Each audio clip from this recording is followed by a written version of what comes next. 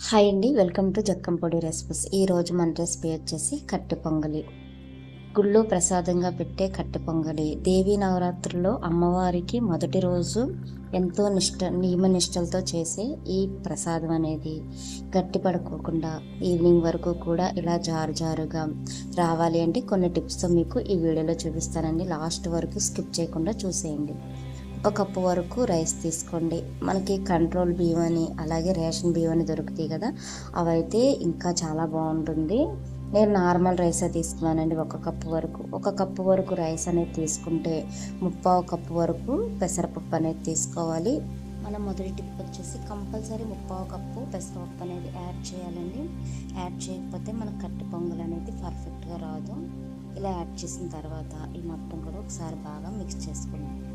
ఇందులో వాటర్ పోసుకొని ఒక 4-5 సార్లు వాష్ చేసి ఈ వాటర్ పారబోసేసి మరలా వాటర్ పోసి ఒక అరగంట సేపు పక్కన పెట్టేయండి. టైం ఉంటే ఒక గంట సేపు అయినా నాననివ్వండి. నానబెట్టి వండడం వల్ల మనకి కట్టె పొంగల్ అనేది చాలా పర్ఫెక్ట్గా కుక్ అవుతుంది. అదే మీరు నానబెట్టుకోకుండా కూడా డైరెక్ట్గా కుక్కర్లో వేసి వండేయచ్చు. కానీ మనం నానబెట్టడం వల్ల రైస్ అలాగే పప్పు అనేది పర్ఫెక్ట్గా కుక్ అవుతుంది. ఎక్కడ పొదిన అనేది అస్సలు ఉండదు. ఈవినింగ్ వరకు కూడా చాలా మెత్తగా జారుగా వస్తుందన్నమాట. ఇక్కడే మన రెండో టిప్ వచ్చేసి మనం బియ్యం 1 కప్పు తీసుకుంటే 3/4 కప్పు వరకు కంపల్సరీ పెసరపప్పు అనేది వేయాలని చెప్పాను కదండి. అలా వేయకపోతే మనకి రైస్ అనేవి ఎక్కువైపోతాయి. ఒకవేళ మీరు పెసరపప్పు తక్కువ వేస్తే అస్సలు కట్టె పొంగల్లాగా ఉండదు అది. అలాగే మనకి పెసరపప్పు ఎక్కువ వేసి బియ్యం తక్కువ వేసినా కానీ పప్పులాగా అయిపోతుంది. అందుకే 1 కప్పు బియ్యానికి ఎప్పుడైనా సరే పెసరపప్పు వచ్చేసి 3/4 కప్పు వరకు కంపల్సరీ వేయాల్సిందే.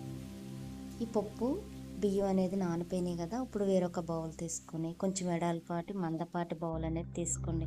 ఎందుకంటే పెసరపప్పు అనేది తొందరగా అడుగంటిపోతుంది కదా. తీసుకొని ఈ బియ్యం మొత్తాన్ని కూడా ఇలా ఒక బౌల్లోకి వేసేయండి. మనం తీసుకున్న 1 కప్పు రైస్ అలాగే 3/4 కప్పు పెసరపప్పు వరకు తీసుకున్నాం కదండి. ఈ రెండు కలిపి 2 కప్పుల వరకు అనుకోండి. మనకి 7 కప్పుల వరకు వాటర్ అనేది ఇందులో వేసేయాలన్నమాట. అదే మీరు కంట్రోల్ బియ్యం రేషన్ బియ్యం అని అవి తీసుకున్నారంటే 7 కప్పులు పర్ఫెక్ట్గా సరిపోతాయి. లేదు అంటారా నార్మల్ రైస్ తీసుకుంటే 8 కప్పుల వరకు వాటర్ అనేది వేయాల్సిందే. 1 కప్పు ఎక్స్ట్రా పడుతుంది అనమాట. ఎందుకంటే మనకి నార్మల్ బియ్యం అనేది తొందరగా కుక్ అవ్వవు.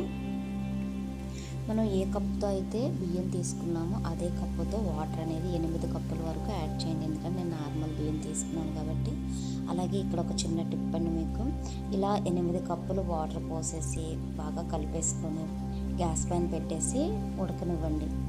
ఇలా ఉడుకు పట్టిన తర్వాత మాత్రమే పసుపు, ఉప్పు, మిరియాలు అనేవి యాడ్ చేసుకోండి. మనం ముందుగానే కలిపి వేసేస్తాం కుక్కర్లో వేసేటప్పుడు. అలా వేసినప్పుడు ఒక్కొక్కసారి బియ్యం అనేవి కుక్ అవ్వవు. బియ్యం పప్పు రెండు కలిపేస్తున్నాం కాబట్టి కుక్ అవ్వవు, ఉప్పు పసుపు యాడ్ చేస్తే. అందుకనే మీరు కొంచెం ఉడుకు పట్టిన తర్వాత ఇదిగోండి ఇలా పసుపు వచ్చేసి 1 టీ స్పూను, సాల్ట్ వచ్చేసి రుచికి సరిపడా ఎంత పడుతుందో చూసి వేయండి. నేనైతే 2 టీ స్పూన్ల వరకు వేసాను. అలాగే మిరియాలు వచ్చేసి ఒక 10-15 మిరియాల వరకు ఇందులో వేసేయండి. మీరు దంచైనా వేసుకోవచ్చు. నేనైతే డైరెక్ట్గా మిరియాలు అనేవి వేసాను. ఇలా వేసేసి గట్టి పెట్టి ఒకసారి కలిపేసి గ్యాస్ పైన పెట్టేసుకోండి. ఈ పప్పు బియ్యం అనేది మధ్యలో కలుపుకుంటూ కుక్ చేసుకోవాలి. మీరు మధ్యలో కలపకపోతే అడుగంటే అవకాశం ఉందండి. అందుకనే మధ్యలో కలుపుకుంటూ కుక్ చేసుకోండి. ఇప్పుడు ఒకసారి చూద్దాం మనం ఎంతవరకు కుక్ అయ్యిందో. చూడండి మనకి ఇలా కుక్ అవుతుందన్నమాట. అయితే మనకి పొదునుంది చూడండి, పప్పు కూడా బియ్యం కూడా 2 పొదునున్నాయి. ఇలా ఉండకూడదు. ఈ రైస్ మొత్తానికి కూడా ఆ వాటర్ అనేది పర్ఫెక్ట్గా సరిపోతుంది. చాలా మెత్తగా రైస్లో అస్సలు పొదును లేకోకుండా పప్పు కూడా చాలా మెత్తగా కుక్ అవ్వాలి. ఇదిగోండి ఇలా జారుగా రావాలన్నమాట. ఇలా జారుగా వచ్చే వరకు కూడా కుక్ చేసుకోండి. ఇప్పుడు లో ఫ్లేమ్లో పెట్టేసి ఈ కట్టె పొంగల్ని పోపు అనేది ప్రిపేర్ చేసుకుందాము. గ్యాస్ వెలిగించుకొని వేరొక బౌల్ పెట్టుకొని ఇక్కడే చాలా ఇంపార్టెంట్ టిప్ అండి. అది ఏంటనుకుంటున్నారా, నెయ్యి నూనె కలిపి వేయాలండి. అప్పుడే మనకి కట్టె పొంగల్ అనేది గట్టిపడిపోకుండా జారుగా ఈవినింగ్ వరకు కూడా అలాగే ఉంటుంది ప్రసాదం అనేది. 2 టీ స్పూన్ల ఆయిల్ 2 టీ స్పూన్లు నెయ్యి వేసుకొని ఈ 2 కూడా బాగా వేడవనివ్వాలి. ఇప్పుడు మనం కట్టె పొంగలకు కావాల్సిన పోపు అనేది ప్రిపేర్ చేసుకుందాం. ఎండుమిర్చి వచ్చేసి ఒక 4 తీసుకొని ఇలా కట్ చేసి వేసుకున్నాను నేను. అలాగే పచ్చిమిర్చి ఒక 4 తీసుకుని ఇలా గుండ్రంగా కట్ చేసుకోండి.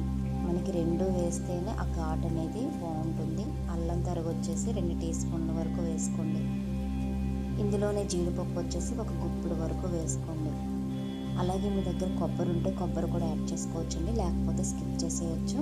ఇప్పుడు ఈ మొత్తాన్ని కూడా ఒకసారి కలిపేసుకుందాం.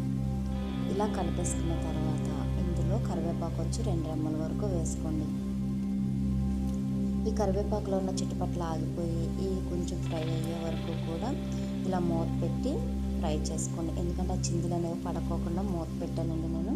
అలాగే జీలకర్ర వచ్చి 2 టీ స్పూన్లు వేసుకొని ఈ పోపు మొత్తాన్ని కూడా బాగా వేగనివ్వండి. ఇలా వేగిన తర్వాత నేను ముందుగా ఆవాలు వేయలేదండి. ఆవాలు ఎందుకు వేయలేదంటే ఈ పోపు అంతా కూడా కొంచెం టైం పడుతుంది వేగడానికి, కానీ ఆవాలనేవి మనకి తొందరగా వేగిపోతాయి కాబట్టి లాస్ట్లో యాడ్ చేశాను.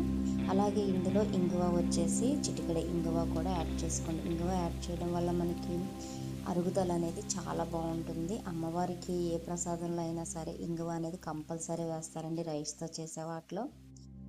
ఈ పోపు మొత్తాన్ని ఇలా మొత్తం కూడా కలుపుకున్న తర్వాత ఆవాలు వచ్చి ఒక 2 టీ స్పూన్ల వరకు ఇందులో వేసేయండి. ఇలా వేసేసి ఒకసారి కలిపేయండి. ఒక 2 నిమిషాల్లో చక్కగా చిటపట్లాడుతూ ఆవాలు అనేవి ఫ్రై అయిపోతాయి. ఈ పోపు మొత్తం కూడా చూడండి మనకి ఇలా రెడీ అయిపోయింది కదా. మనకి జీడిపప్పు కూడా దోరగా వేగిపోయింది.